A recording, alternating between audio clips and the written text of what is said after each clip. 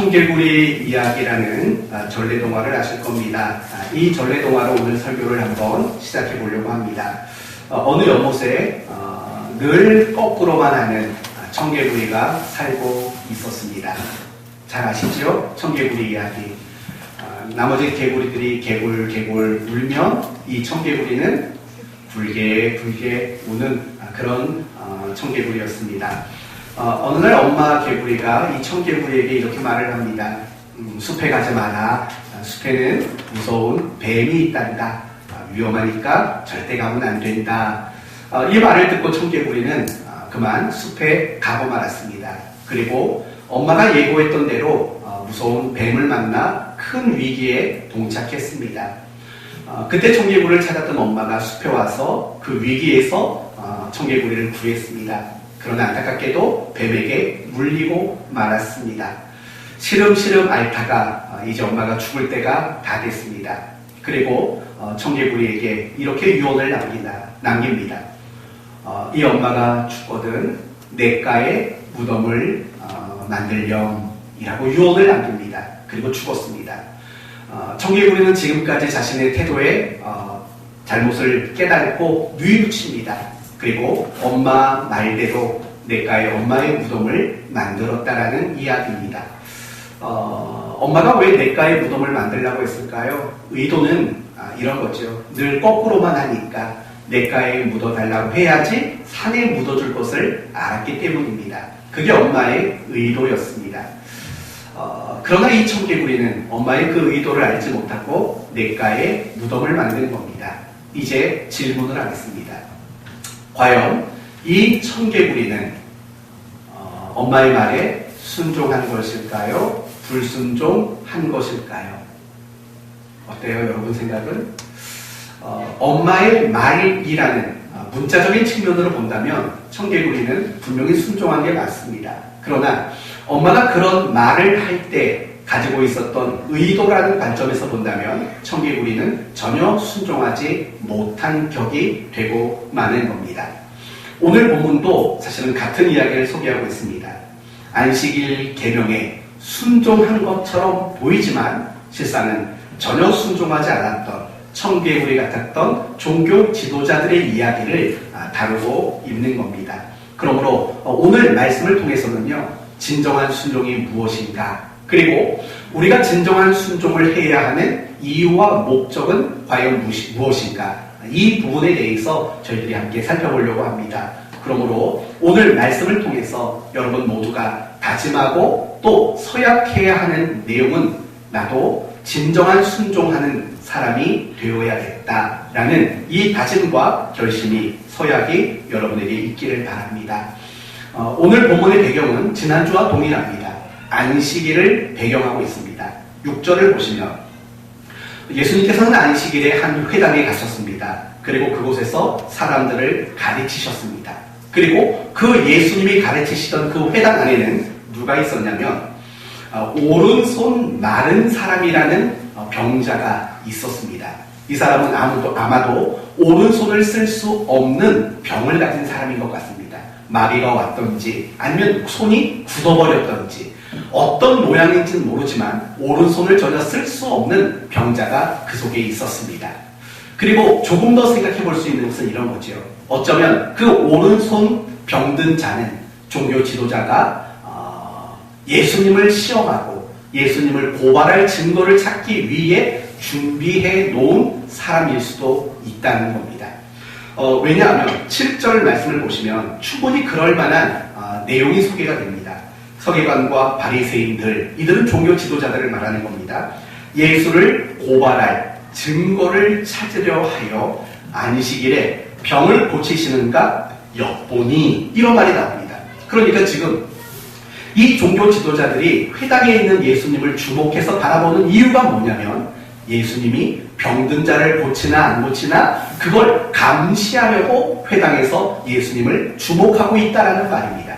그 말이 무슨 말입니까? 어쩌면 이 오른손 마른 자도 그들이 예수님의 흠을 잡기 위해서 데려다 놓은 사람일 수도 있다는 말인 겁니다. 예수님도 물론 그 모든 것들을 알고 계셨습니다. 그럼에도 불구하고 8절 이하의 말씀을 보시면 어떤 내용이 나오냐면 예수님이 그 오른손 마른 자를 고쳐서 회복시켜주는 일이 나오게 되는 겁니다. 그 결과 종교 지도자들은 어떻게 하면 예수를 죽일까 서로 의논하게 되는 결과를 초래하게 됩니다. 우선 오늘 이 내용 가운데 여러분이 좀 기억하고 주목해 봐야 할 부분은 이런 겁니다. 예수님이 안식일에 병든 사람을 고치는 일을 했다. 요 부분, 요 대목을 여러분이 좀 염두를 해 주십시오. 그리고 이제 여러분에게 질문을 할 겁니다. 잘 생각해 보셔야 합니다. 예수님은 안식일 계명에 순종하셨을까요? 불순종하셨을까요? 분명히 예수님은 안식일에 사람을 고치는 일을 했습니다. 다시 묻습니다. 예수님은 순종했을까요? 불순종했을까요? 반대로 묻겠습니다. 예수님 당시 종교 지도자들은 안식일에 아무 일을 하지 않았습니다. 어떤 일도 하지 않았습니다. 그렇다면 그들은 안식일 계명에 순종한 것일까요? 불순종한 것일까요? 마음으로 답을 좀 정하셨습니까? 어때요? 정했어요? 마음으로? 아직 못 정했어요? 네, 시간 좀 드릴게요. 우리 내용이는 정했나요? 아직 못 정했어요? 시간 좀 드릴게요. 저는 손해볼 거 없어요. 설교 시간이 길어지는 것 뿐이지. 우리 은하는 정했습니까? 정은하. 네. 저도 막 헷갈려요. 네. 은하는 정했나요? 정했어요? 잘했어요. 우리 지우개는 정했습니까? 좋아요. 우리 희미는? 우리 현우는 정했습니까? 정했을 수밖에 없죠. 일부 예배도 중간에 와서 들었으니까. 열외. 그래요. 그럼 우리 정은아 청년은 어떻게 답을 내리셨어요? 예수님은 순종했을까요? 불순종했을까요? 순종했다고요? 우리 구지육 청년은요? 순종했다고요? 희미는요? 저는 불순종했다고. 불순종. 그래요. 이야기가 이렇게 갈려야지 또 할 맛이 나죠. 그쵸? 그래요. 답은 다 둘 중에 하나예요. 예수님이 안식일 계명에 순종했는가, 불순종했는가. 답은 둘 중에 하나. 뭐 종교 지도자들 그들은 순종했나, 순종하지 않았나. 답은 하나입니다. 그런데 답은 지금 내드리지 않을게요. 답은 나중에 여러분에게 말씀을 드리도록 하겠습니다. 이 부분을 이제 살펴봅시다. 그렇다면 4계명, 안식일 계명은 뭡니까? 안식일을 기억하여 거룩하게 지키라는 거예요. 그러면 이 안식일을 지키는 방법이 뭐죠? 방법. 어떻게 안식일을 지키라고 방법이 표기가 되어 있어요. 방법이 뭘까요? 크게 두 가지예요. 엿새 동안은 너희가 힘써 일하고. 그게 안식일을 지키는 방법이에요. 6일 동안은 정말 열심히 일해야 돼요. 만약에 여기 학생들 중에서요, 6일 동안 내가 열심히 공부 안 하고 교회 나왔다. 그거는 예배를 제대로 지키는 게 아니에요. 6일간은 직장인이면 직장에서 열심히, 사업하는 사람은 사업의 자리에서 열심히, 공부하는 사람은 공부하는 데에서, 가정주부라면 그 가정주부의 자리에서 6일간 열심히 해야 돼요. 그래야 정말 주일을 지키는 올바른 개념이 성립되는 거예요. 그게 첫 번째예요. 엿새 동안은 힘써 일하고. 다음 두 번째 방법은 너와 내 자식과 내 종과 내 집에 있는 모든 가축과 너희 집에 온 모든 손님까지도 아무 일을 하지 말아라. 이 두 가지 방법으로 안식일을 기억하여 거룩하게 지킬 수 있는 거예요. 6일 동안은 열심히 일하지만 제7일째 되는 날에는 아무 일도 해서는 안 된다는 거예요. 이런 관점으로 예수님의 모습을 보세요. 병든 사람을 고쳤어요. 그게 순종일까요? 불순종일까요? 이와 비슷하게 알쏭달쏭한 이야기가 성경에는 많이 나와요. 그 중에 오늘은 여러분에게 두 가지만 더 이야기를 해드릴게요. 첫 번째는 역대하 30장을 보면 히스기야 왕에 대한 이야기가 나와요. 역대하 30장.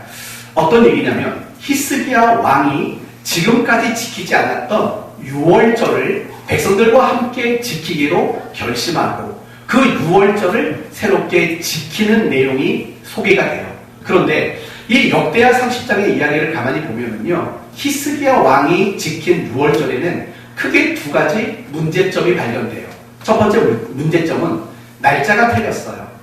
하나님의 유월절을 지키라고 명하신 날짜는 1월 14일이에요. 1월 14일. 그러나 히스기야 왕과 유다 백성들이 지킨 날짜는 2월 14일이에요. 2월 14일.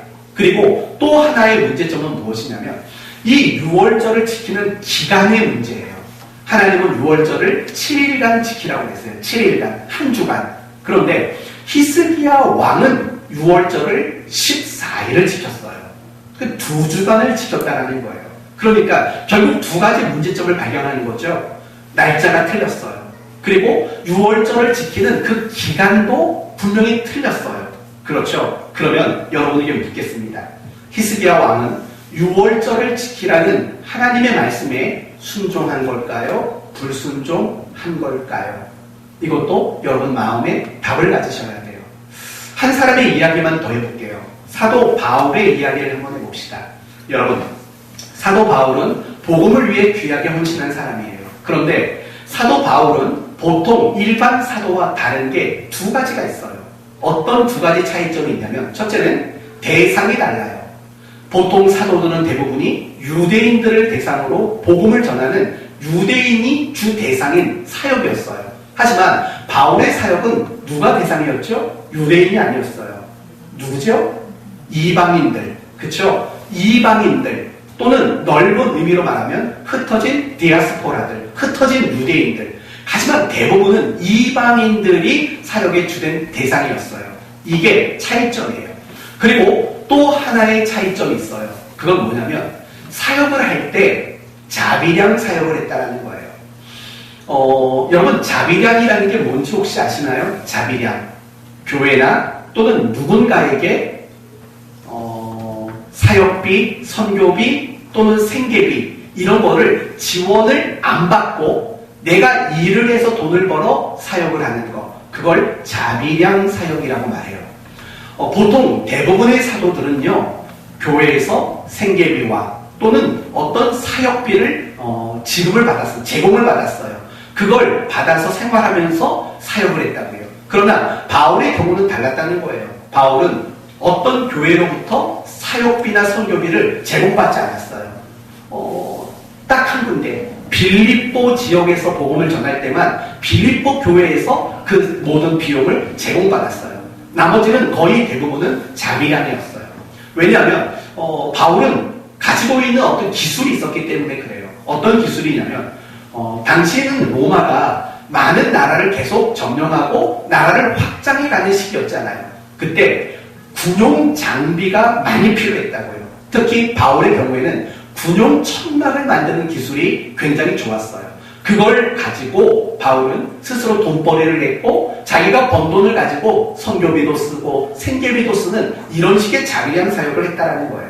그렇다면 여러분, 나머지 사도들은 거의 다 교회에서부터 선교비와 생계비를 지원받았어요. 바울은 안 받은 거예요. 왜 안 받았을까요?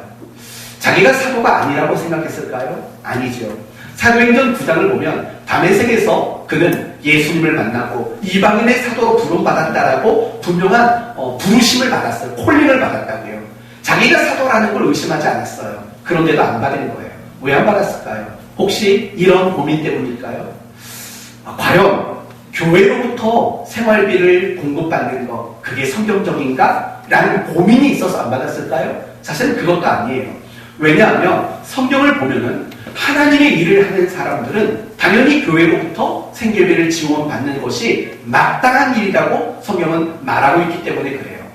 예를 들면 마태복음 10장에 그런 말이 나와요. 예수님이 제자들을 전도 여행 보내시면서 이런 말씀을 하셨어요.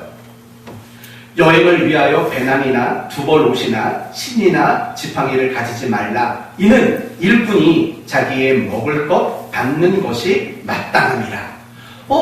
내가 필요한 거 챙겨가지 말라는 거예요. 왜냐하면 하나님의 일꾼이라면 당연히 누군가에게 공급받는 것은 마땅한 일이다. 이렇게 말하는 거예요. 누가복음 10장에도요.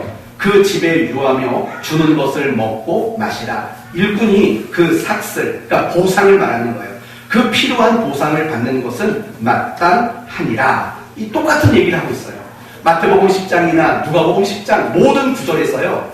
하나님의 일을 하는 사람은 당연히 교회로부터 모든 필요한 것들을 제공받는 것이 마땅하다. 이렇게 말한다고요.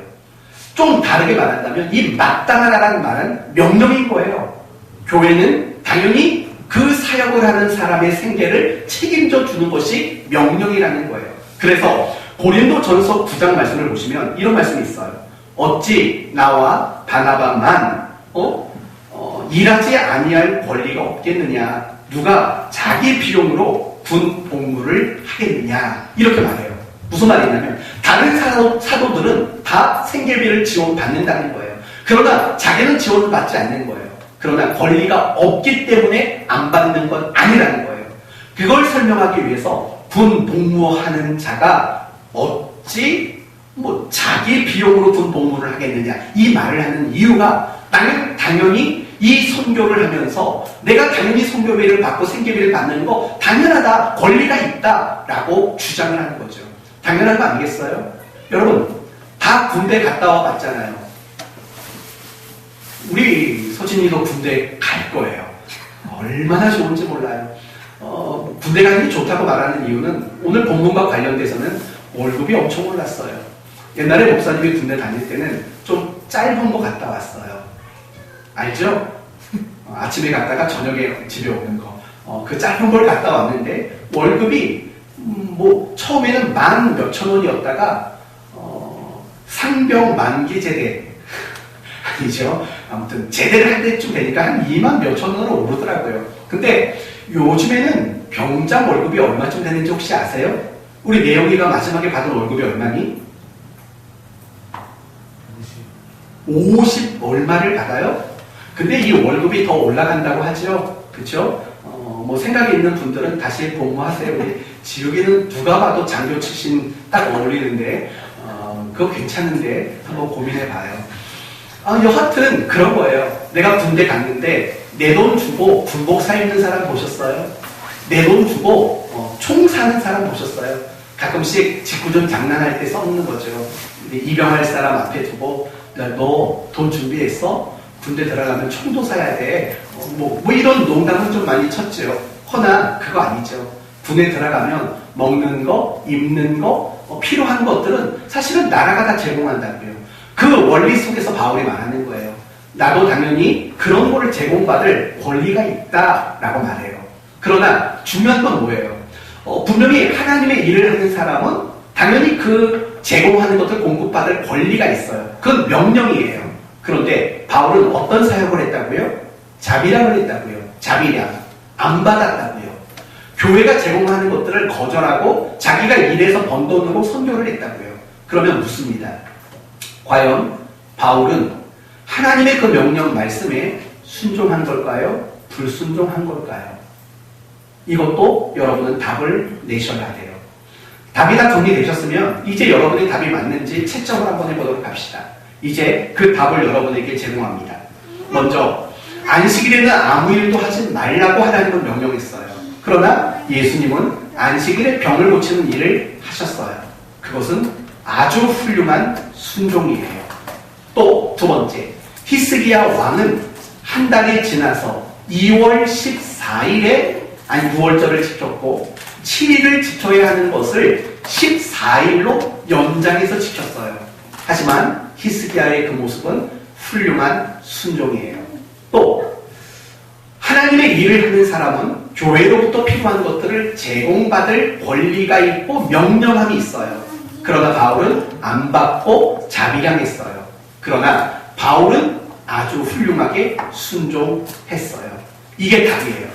여러분의 마음속에 예수님이든 아니면 히스기야 왕이든 아니면 바울이든 그들이 순종이냐 불순종이냐의 문제를 가지고 순종이라고 마음을 먹었다면 여러분은 정답이에요. 그러나 반대로 불순종이요 이런 생각을 했다면 여러분의 답은 오답입니다. 그렇다면 이제 왜 그들의 모습이 진정한 순종, 훌륭한 순종인가 그 부분을 여러분에게 확인시켜 드리도록 하겠습니다. 답은 사실은 굉장히 간단해요. 정답은 무엇이냐면 하나님이 그런 명령, 하나님이 그런 말씀을 하셨을 때 가지고 있던 의도가 있기 때문이에요. 그리고 하나님이 어떤 말씀을 하셨을 때 가지고 있는 정신이 있고 하나님이 어떤 말을 하셨을 때 의도하는 바가 있었어요. 그런데 예수님이든 히스기야든 사도 바울이든 일치했다는 거예요. 하나님이 가지고 있었던 의도와 하나님이 가지고 있었던 그 마음과 일치하는 행동을 나타낸 거예요. 그렇기 때문에 예수님, 히스기야, 바울 문자적으로 보고 표면적으로 보면 그들은 불순종하는 것처럼 보이지만 실상은 훌륭한 순종이 될 수 있다는 거예요. 이 부분이 굉장히 중요한 거예요. 사랑하는 성도 여러분, 진정한 순종이란 결국은 이런 거죠. 문자적인 요구를 따라가는 거, 그건 진짜 순종이 아니에요. 진정한 의미의 순종은 하나님이 그런 문자적인 메시지를 우리에게 제시하실 때 가지고 있었던 의도와 하나님의 마음, 그것을 따라가고 그것을 담아내는 행동을 할 때 그게 바로 성경이 말하는 진짜 훌륭한 순종이다, 이렇게 말할 수 있다는 거예요. 먼저 예수님의 이야기를 이 근거로 한번 확인해 보도록 합시다. 안식일을 지키는 방법이 두 가지라고 했어요. 첫째는 힘써 6일을 일하는 것, 그리고 또 한 가지는 뭐죠? 아무 일도 하지 않는 것이라고 했어요. 그렇다면 하나님은 왜 안식일에 아무 일도 하지 말라고 명령하셨을까요? 혹시 아무 일도 하지 않는 것 그 자체가 의도였을까요? 이 부분을 어떻게 생각하십니까? 하나님이 안식일에는 아무 일도 하지 말라라고 명령하셨는데 일하지 않는 것, 거기까지가 하나님의 의도였을까요? 사실은 그렇지 않다라는 거예요. 하나님은 일하지 말라고 명령하셨을 때에는요, 일하지 않는 것보다 더 중요한, 더 큰 의도를 하나님은 가지고 있었다는 거예요. 그게 무엇인가 생각해 봅시다.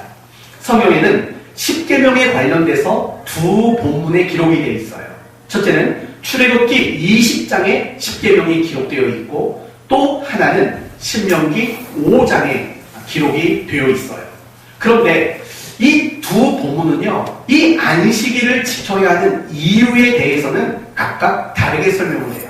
먼저 출애굽기 20장에서 안식일에 아무 일도 하지 말아라, 그 근거를 무엇으로 제시하냐면 하나님이 6일간 세상을 창조하셨고 제7일에 안식하셨다, 창조 사건을 근거로 안식일에 일하지 말라고 말해요. 신명기 5장에서는 다른 걸 근거로 말해요. 뭘로 근거로 해서 말할까요? 내가 너희가 애굽의 종이었을 때 내가 너희를 애굽에서 건져냈다, 출애굽 사건을 근거로, 그들을 해방시키고 구원하신 사건을 근거로 너희들은 안식일에 아무 일도 하지 말아라, 이렇게 명령을 하고 있다는 거예요. 그런데 여러분, 결국은 안식일에 일하지 말라는 것은요, 두 가지 사건을 염두하고 한 얘기예요. 첫째는 창조 사건, 두 번째는 출애굽 사건을 염두하고 그걸 이야기한 거예요. 그런데 이 창조 사건이나 출애굽 사건은 모두 공통적인 메시지가 담겨 있어요. 어떤 메시지가 담겨 있냐면 하나님이 사랑하시고 그래서 하나님이 은혜를 베푸셨다라는 메시지가 담겨 있어요. 여러분, 하나님이 6일간 창조하시고 가장 마지막에 창조하신 게 인간이라는 걸 알 거예요. 그것은 무엇이냐면 하나님이 세상을 창조하신 이 모든 창조는 결국 누구를 위한 창조냐면 하나님 자기 자신만이 아니에요. 인간을 위한 창조였다라는 거예요. 그러니까 이 창조 사건은 결국은 하나님이 아담과 하와 그리고 그 속에 담겨있는 우리 모든 인간을 향해 사랑하시고 은혜 베풀어 주시는 분이라는 메시지가 사실은 그 창조 사역 속에 담겨져 있는 거예요. 출애굽 사건도 마찬가지예요. 애굽 땅에 노예 생활을 하던 그들을 구원해내서 자기 백성 삼았다고요. 그걸 무엇으로 설명할 수 있어요? 하나님이 그들을 무조건적으로 사랑했고 그래서 그 사랑에 기인하여 그들에게 은혜를 베푸신 사건이라고 말할 수 있다는 거예요. 바로 그거예요. 하나님이 왜 안식일에 아무 일도 하지 말라고 말했을까? 하나님이 우리를 사랑하시고 우리에게 은혜 베풀어 주시는 분이라는 것을 깨닫고 그 하나님에게 사랑과 예배로 고백을 드리라는 거죠. 일하지 않는 것 자체가 최종적인 의도가 아니라고요. 일하지 않는 것에 멈추는 게 아니라 일하지 않음으로 자기들을 향해 하나님의 사랑과 은혜를 베풀어 주시는 것에 감사함으로 예배를 드리는 일을 하라는 것. 바로 그게 일하지 말라는 하나님의 진짜 의도라는 거죠. 그리고 더 나아가서 하나님이 노예였던 그들을 애굽에서 건져내신 것처럼 하나님이 사랑을 베푸시고 하나님이 은혜를 베푸시는 그 일에 동참하는 일을 하라고 안식일에 아무 일도 하지 말라고 명령하신 거죠. 여러분, 이해가 되는 거죠? 이 부분을 잘 정리하셔야 돼요. 하나님이 안식일에 아무 일도 하지 말아라. 일하지 않는 것이 의도의 전부가 아니라는 거예요. 일하지 말아라. 자기를 위해서 일하지 말아라. 그러나 하나님을 사랑하고 하나님을 예배하는 일, 하나님께 감사를 고백하는 일 하라. 그리고 더 나아가서 하나님이 너희에게 사랑과 은혜를 베푸신 것처럼 너희도 이웃에게 사랑과 은혜를 베푸는 바로 그 일을 하라. 이게 바로 일하지 말라라는 안식일을 지키라는 그 계명이 의도하는 가장 중요한 내용이고 그게 바로 하나님의 마음이었다라는 거예요. 그래서 예수님이 9절에 하신 말씀이 뭔가 보세요. 9절. 예수께서 그들에게 이르시되 내가 너희에게 묻노니 안식일에 선을 행하는 것과 악을 행하는 것, 생명을 구하는 것과 죽이는 것 어느 것이 옳으냐? 지금 예수님은 두 가지를 언급하고 있어요. 선을 행하는 것, 생명을 구하는 것. 가만히 보세요. 선을 행하는 것, 생명을 구하는 것. 여러분, 이 얘기가 무엇에 축소판인지 아시겠어요? 선을 구하는, 행하는 것, 그건 창조사역이에요. 하나님이 보시기에 심히 좋았더라 라고 말할 때 그 좋았더라가 선이에요. 선. 하나님께 감사하고 그 하나님을 예배하는 중심이 선이라고요. 그리고 애굽 땅의 노예였던 그들을 건져내는 것, 바로 그들의 생명을 건져내셨던 일이라고요. 그러니까 지금 예수님은 바로 그걸 말하는 거예요. 안식일이 의도한 바는 단지 일하지 않는 게 아니다. 하나님의 창조 속에서, 창조 사건 속에서 나타나는 선, 그걸 내가 실천하고 하나님이 출애굽 사건 속에서 보이셨던 생명 구하는 그 일, 내가 그 일을 하는 것, 그게 바로 안식일을 지키는 진정한 하나님의 의도란다. 예수님이 바로 이 말씀을 하고 있다는 거예요. 그렇기 때문에 지금 예수님은 비록 안식일에 병을 고치는 일을 하셨지만 그게 훌륭한 순종일 수밖에 없었던 이유는 일하지 말라고 말씀하신 그 하나님의 의도를, 마음을 담아내고 따라갔기 때문에 그게 순종이라는 거예요. 그러나 반대로 생각해봐요. 종교 지도자들은 안식일에 정말 아무것도 안 했어요. 제가 지난주에 말했죠. 불 끄지 마라, 불 켜지 마라, 반죽하지 말아라, 음식하지 말아라, 물건 옮기지 말아라, 아무튼 온통 하지 말아야 할 것들을 얼마나 열심히 잘 지켰는지 몰라요. 왜 그들이 하지 말 것을 잘 지켰을까요? 아무것도 일하지 말라고 분명히 그 방법을 성경이 제시하기 때문이에요. 그래서 그들은 정말 아무 일도 안 했어요. 그러나 그들이 아무 일도 하지 않은 그것이 순종이 될 수가 없어요. 왜냐하면 일하지 말라고 말씀하셨을 때의 가졌던 가장 중요한 의도를 따라가니까, 그걸 담아내지 않으니까 그건 순종이 될 수가 없었다라는 거예요. 히스기야 왕도 사실은 마찬가지 케이스인 거예요. 비록 우리가 겉으로 보기에는 히스기야는 6월절을 잘못 지켰어요. 날짜도 한 달이나 늦게 지켰고 7일 지켜야 되는데 14일을 지켰다고요. 근데 그게 훌륭한 순종일 수밖에 없었던 이유는 하나님이 6월절을 지키라는 의도를 따라갔고 하나님이 6월절을 지키라고 말씀하셨을 때 가졌던 마음을 담아냈기 때문이라는 거예요. 그러면 6월절은 도대체 왜 지키라고 하나님이 명령하셨을까요? 여러분, 6월절을 처음 지킨 게 성경 어디에 나오나요? 이거 맞추시는 분에게 커피 하나 보내드릴게요. 6월절을 가장 먼저 지킨 성경이 어디죠? 네?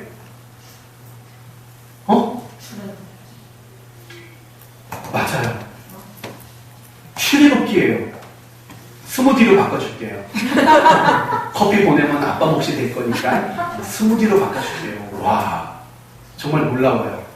맞아요. 6월절을 처음 지킨 게 바로 출애굽기에 나와요. 언제냐면 10번째 장자의 죽음 재앙이 예고가 됐잖아요. 그때 하나님이 이스라엘 백성들에게 뭐라고 말씀하시냐면 양을 잡아서 그 피를 문 좌우에 기둥에 바르라고 명령을 하셨어요. 그러면 장자를 죽이는 천사가 그 집을 넘어간다. 이걸 6월이라고 말해요. 그 6월절은 바로 거기서부터 시작이 됐어요. 대단해. 네, 정말 맞아요. 그거예요. 그렇다면 이 6월절을 지키라고 명하신 의도는 뭘까요? 하나님이 이스라엘을 건져주시고 생명을 살려주신 거에 대한 감사하는 마음이에요. 그리고 하나님만을 전적으로 섬기겠다라는 그 마음에서 6월절을 지키라고 말하는 거예요. 왜냐하면 이스라엘 백성들의 애굽에서 나온 이유는 단지 해방만이 목적이 아니에요.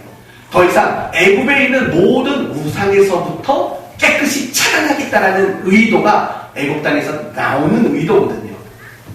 그러니까 결국 6월절이란 감사 그리고 하나님만을 섬기겠다 이 두 가지가 핵심이 되는 그 내용이 6월절을 지킨다는 의도인 거예요.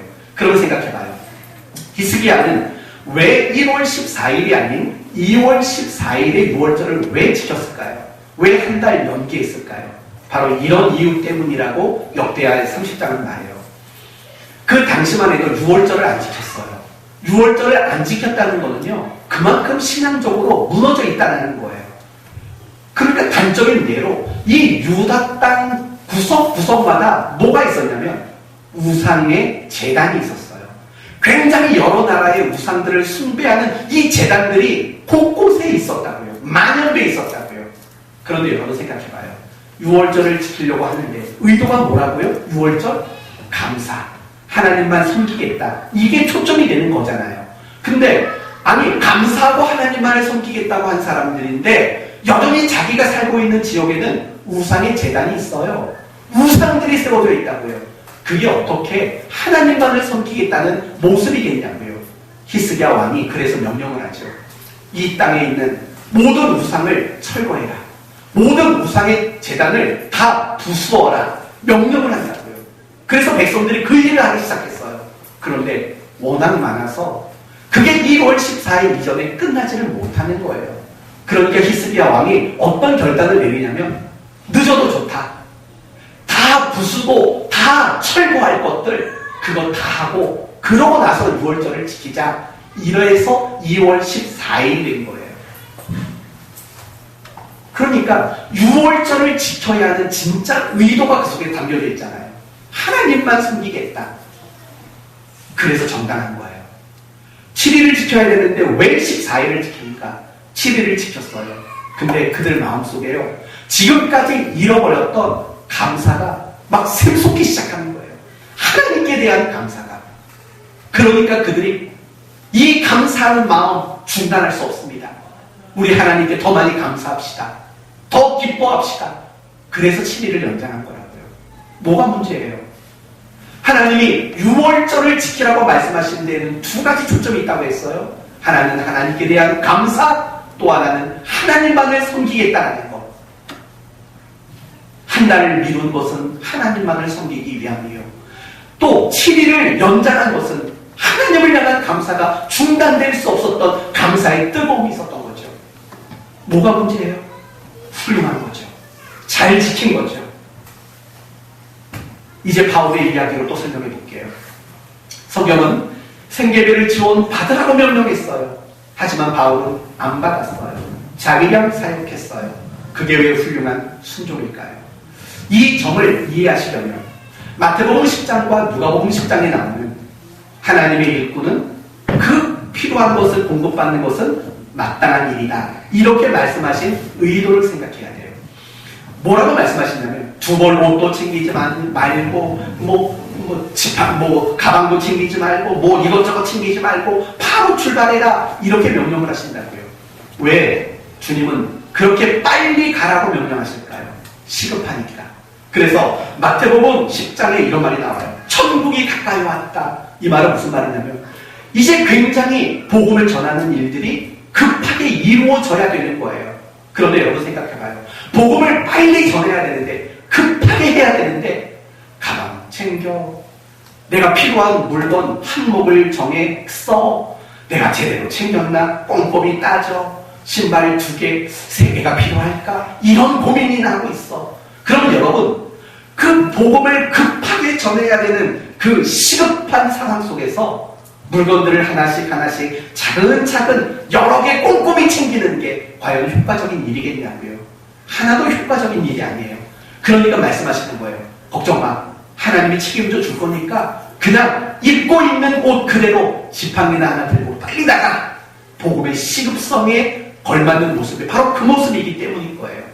그래서 하나님의 일을 하는 사람에게 먹을 걸 누군가가 공급하는 건 당연하다. 그렇게 말씀하신 의도는 복음의 효율성, 복음을 효과적으로 전하기 위한 의도가 그 속에 담겨져 있다는 거예요. 그게 사실은 바울의 입장에도 자비랑 사역에도 똑같이 적용이 되어 있다는 거예요. 여러분, 오늘날의 경우는 좀 다르겠죠. 예를 들면 이런 거예요. 오늘날은요, 목회자들이 교회에서 생활비를 공급받아요. 반대로 생각해봐요. 바울도 그랬으니까 저도 교회에서 생활비 안 받겠습니다. 제가 일 다니겠습니다. 쿠팡 최대 4,800만 원 뭐 맨날 광고 뜨는데, 만약에 목회자가요 일을 하고 직장 생활을 하면서 목회를 한다면 과연 효과적인 목회가 될까요? 안 된다고요. 교회에서 생활비를 지원받아서 목회를 해야지 목회가 더 효과적이에요. 하지만 바울의 경우는 사실은 많이 달라요.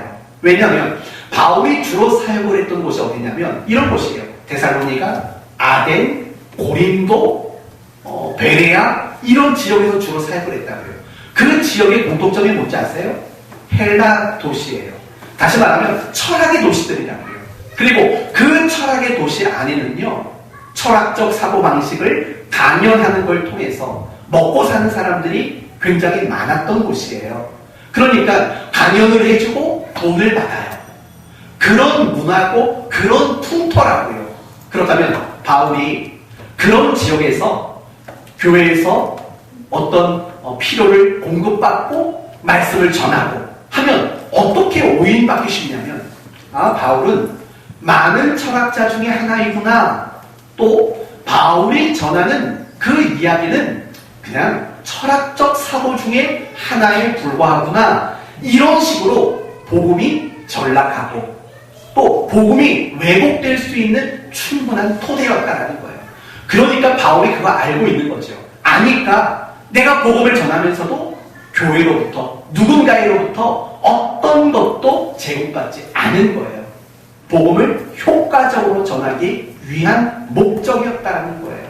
그렇다면 여러분, 성경에서 하나님의 일을 하는 사람은 당연히 그 필요한 것을 제공받아야 한다는 그 명령은 단지 교회가 목회자 월급 줘라는 의도가 아니라고요. 그거보다 더 중요한 의도는 뭐냐면, 목회자가 목회를 효과적으로 할 수 있도록 하겠다라는 의도가 그 속에 있는 거라고요. 바울의 자비랑도 마찬가지예요. 바울이 어떤 권리가 없어서 이런 것들을 제공받지 않은 게 아니에요.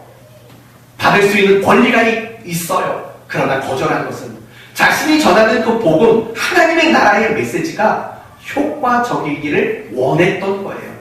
그것 때문에 받지 않는 거예요. 그러니까 마땅히 일할 자가 필요한 것을 제공하는 것이 당연하다. 명령은 결국 무슨 의도냐면 효과성을 말하는 거예요. 효과적인 복음사역. 그게 가장 중요한 의도였던 거예요.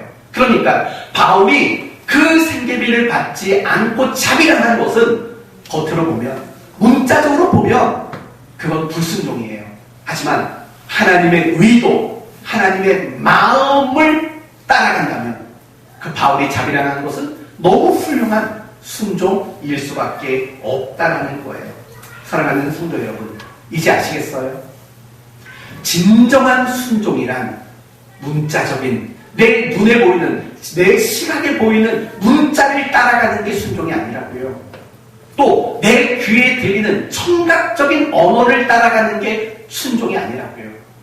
성경이 말하는 진정한 순종이란 하나님이 어떤 말씀을 주셨을 때 가지고 계신 의도, 그리고 하나님의 마음, 하나님의 정신, 이런 것들을 따라가고 그런 걸 담아내는 행동이 나타날 때 그게 사실은 성경이 말하는 진정한 의미의 순종이다, 이렇게 이야기할 수 있는 거죠.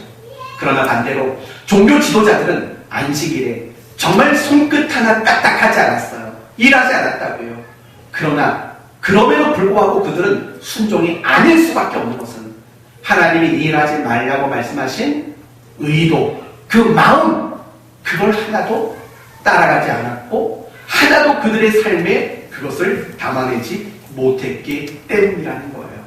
그러나 많은 성도들은요, 어떤 문자적인 거, 살인하지 마라, 간음하지 말아라, 도둑질하지 말아라, 그 문자적인 것을 지켰다는 것을 가지고 자기가 순종을 했다고 착각하는 사람들이 너무 많다고요. 순종 너무 잘해요, 이런 식으로 자랑한다고요. 아니에요. 마태복음 19장을 보시면 한 부자 청년의 이야기가 소개가 돼요.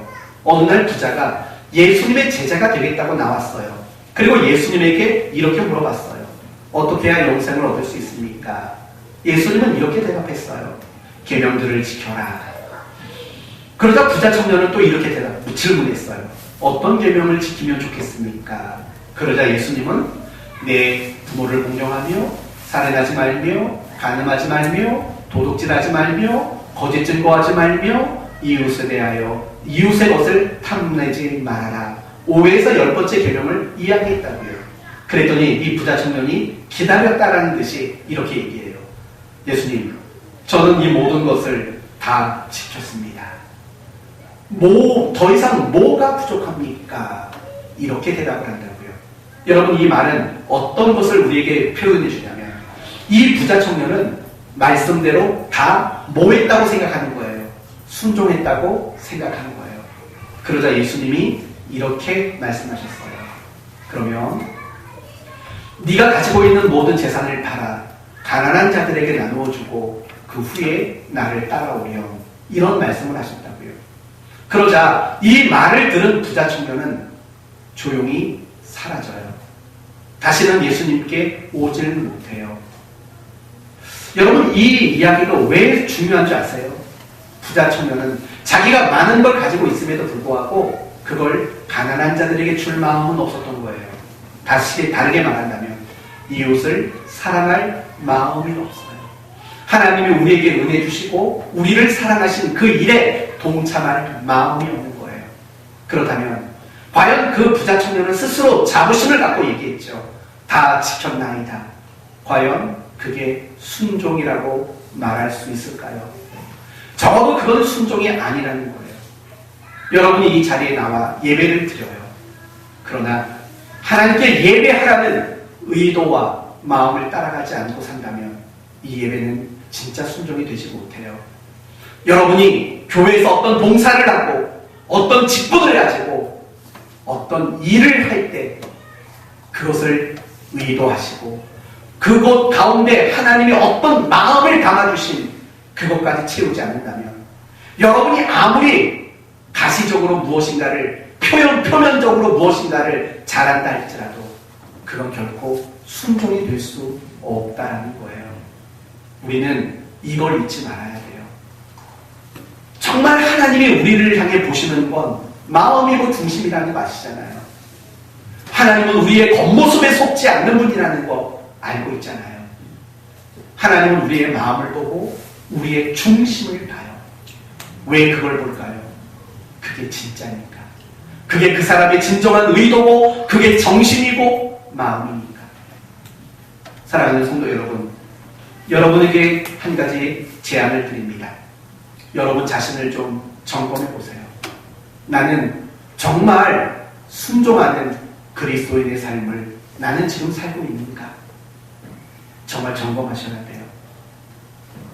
문자적으로, 어떤 가시적으로 뭔가를 한다고 나는 지금 순종한다고 착각하거나 오해하는 분들이 없었으면 좋겠어요. 그리고 중요한 것은요, 여러분이 집에서 성경을 스스로 읽을 때나 아니면 교회 나와서 목회자를 통해서 설교를 들을 때나 이런 고민을 늘 가지셔야 돼요. 내가 나타내야 되는 순종은 과연 뭘까?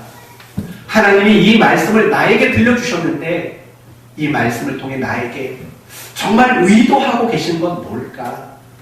도대체 내가 어떤 마음을 담아내기를 하나님은 바라고 원하실까? 이 고민을 사실 우리는 끊임없이 할 수 있어야 돼요. 그래야 우리가 진정 순종하는 사람이 될 수 있지 않을까요?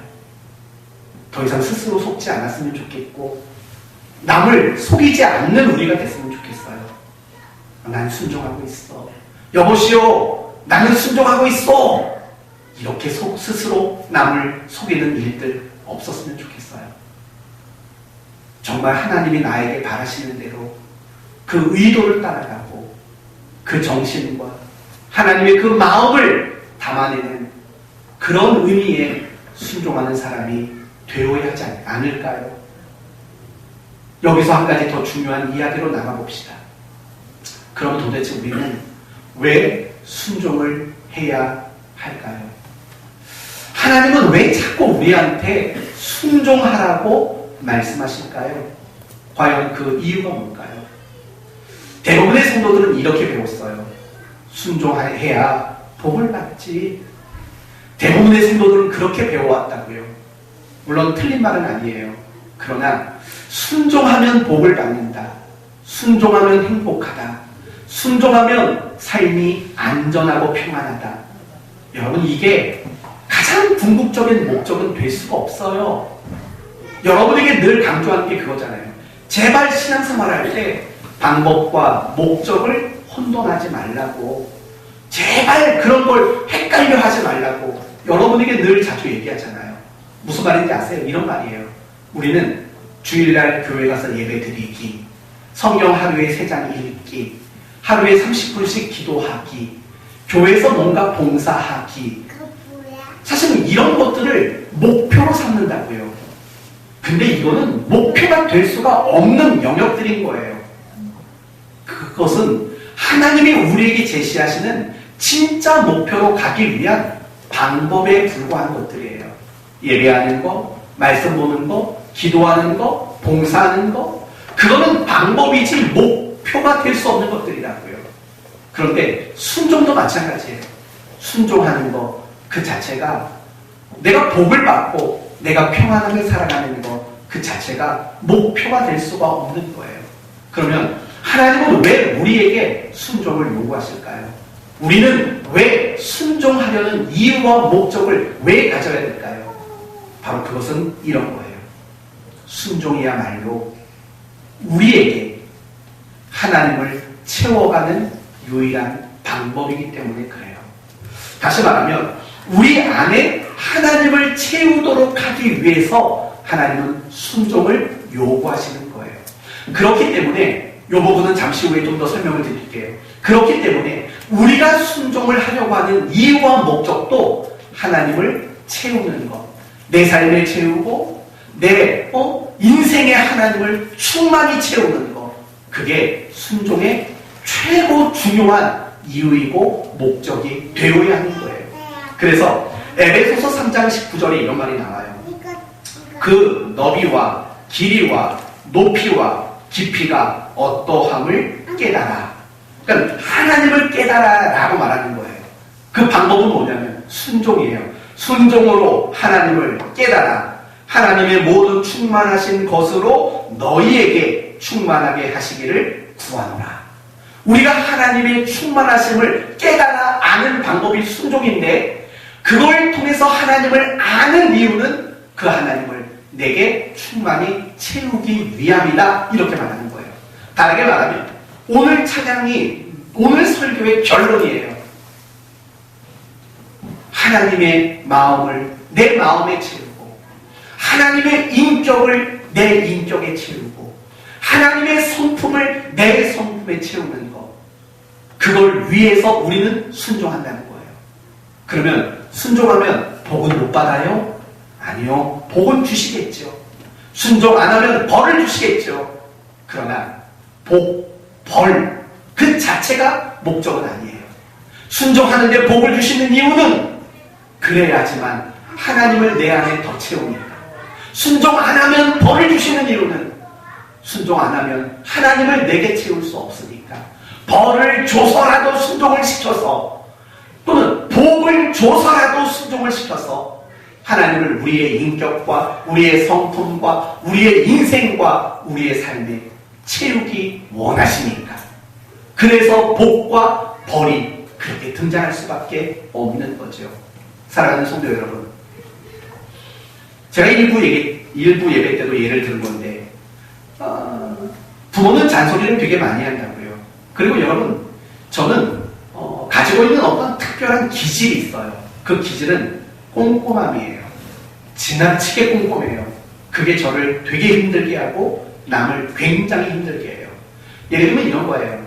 저는 지금은 많이 이걸 벗어났지만 옛날에는요, 연필을 정리할 때도 가장 긴 연필 오른쪽, 그것보다 약간 작은 게 그 옆. 왜 웃어요? 김선 지사님, 본인도 그런 거 아닙니까? 아, 그래요? 저는 그래요. 그러니까 제가 딸 어릴 때부터 무슨 잔소리를 했겠어요. 썼던 물건 잘 정리해. 이 잔소리를 엄청 했다고요. 그래서 어느 날 우리 딸내미가 어떤 행동을 하는데 가만히 보니까 제가 좀 뜨끔하고 놀랐어요. 필통을 열더니 연필을 꺼내는 거예요. 그러니 그걸 열심히 깎는 거예요. 그 연필 깎기 있잖아요. 왜 깎지? 내가 봐도 더 쓸만한데. 이 딸은 찔러서 피가 날 정도로 뾰족한 연필심을 원하는 거예요. 그러니까 연필을 뾰족하게 깎아서 필통을 채워놓더라고요. 누굴 닮았겠냐고요. 당연히 저를 닮은 거예요. 제가 이 얘기를 드리는 이유는 이런 거예요. 부모의 말을 원하지 않든 자꾸 듣고 따라가다 보면은요, 부모를 닮아가게 된다는 걸 말하는 거예요. 순종의 개념이 그런 거예요.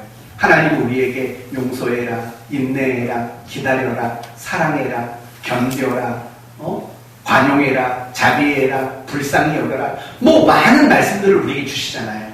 우리가 그걸 따라가면은요, 어떤 현상이 일어나냐면 우리가 하나님을 닮아가게 되는 일들이 일어나게 된다는 거예요. 그게 순종의 이유예요. 그게 순종의 목적이라고요.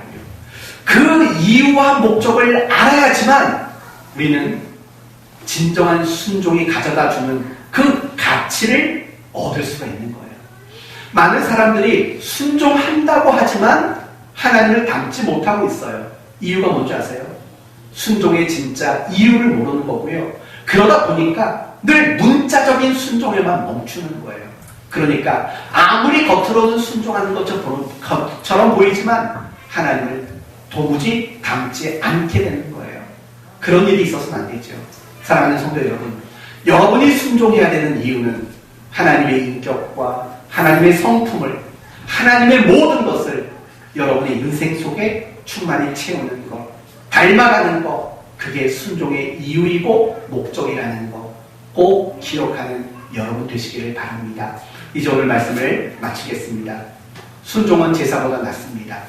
하나님이 바라는 건 어떤 종교적인 많은 행위들을 바라는 게 아니에요. 순종을 바라요. 왜냐하면 그 순종을 통해서 비로소 우리는 하나님을 닮아가게 되기 때문인 거예요. 내가 신앙생활을 오래 했는데 하나님을 닮아내는 일들이 없다면 그건 여러분이 진짜 순종을 하지 않는 거예요. 진정한 순종은 뭐라고요? 하나님이 어떤 말씀을 하셨을 때 그 말씀의 의도와 정신과 마음을 따라가고 담아내는 순종, 그게 진짜 순종이라는 거예요. 그게 아니면 순종하는 것처럼 보이지만 결국 순종이 아닌 거고, 순종이 아니기 때문에 신앙생활을 오래 했어도 하나님을 닮아가는 모습들이 내게 나타나지 않게 되는 거예요.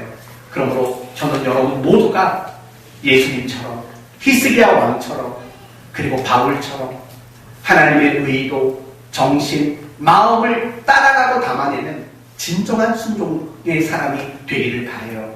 그래서 그 여러분의 모습 속에 더 하나님이 충만히 채워져서 누군가 여러분을 볼 때마다 하나님을 보게 만드는, 그래서 그런 여러분을 통해서 선을 행하고 생명을 살려내는 일들을 하나님이 여러분을 통해서 해내게 되는 일들이 일어나기를 바라요. 이 한 주간 진정한 순종으로 하나님을 여러분에게 채워 넣는 한 주간 되시기를 예수님의 이름으로 축원드립니다. 아멘.